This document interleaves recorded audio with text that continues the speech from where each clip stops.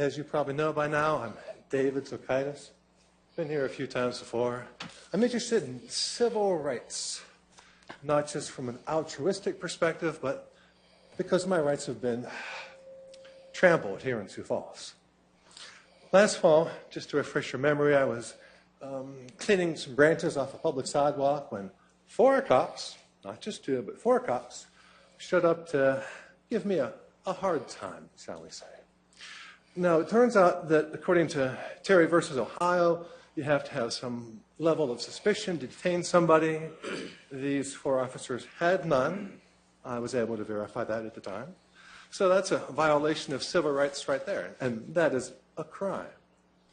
Also, during this encounter, one of the gentleman officers commanded me to sit on the ground. Good way to keep somebody humble and subservient, but illegal if you don't have any reason to detain them in the first place. I think the worst part of that encounter, though, was when one of the cops tried to grab my arm. I think he was hoping that I would do something like that so that the 4 of them could beat the crap out of me. Anyway, promoting fear of imminent bodily harm is called assault, and that's a crime, if you can get anybody to care about it.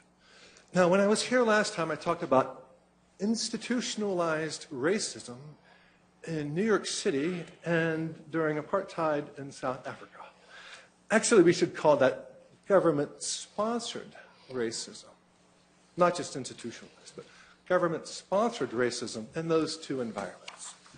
And if you were a black man, a victim of that, then chances are the government would not be very receptive for any complaints that you might have regarding bad treatment by the police. Well, I'm not a black man, obviously not, and this is obviously not apartheid in South Africa, so one might hope that the government here would be more responsive to any complaints regarding bad police practices. So let's see what I did, and let's see what has happened so far. One thing I did is I wrote a letter to the chief of police, and I got a return receipt. I figured that way I would know that he actually got my letter. I told him I was illegally detained.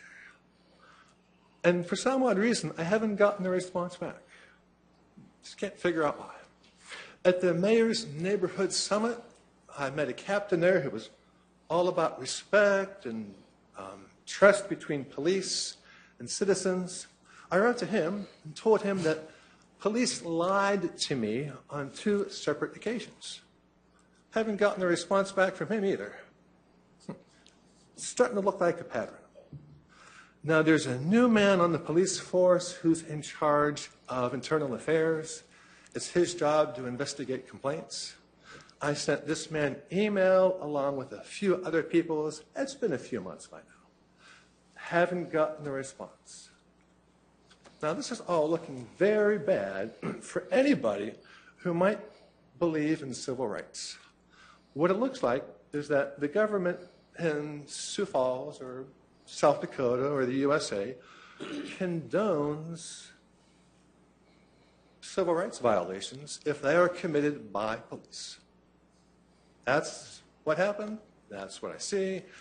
But, what's important here is that we keep going to try to figure out why all this occurs. I have some idea of why individual police officers might look for an excuse to be mean to people. And one reason that they would find such an excuse is because they'll get away with it. We've got charges of assault already, not battery, just assault, deprivation of liberty, disorderly conduct. Oh, and let's add to that obstruction of justice. My complaints have been ignored. That's obstruction of justice. So anyway, but if you have problems like that and the police say fine, well, why? So we got to figure that out, and I'll keep coming back, and eventually we'll get to the bottom of this. We'll figure out why bad stuff happens, and then maybe we'll find some solutions. Hey, but I'm done, so see you next time.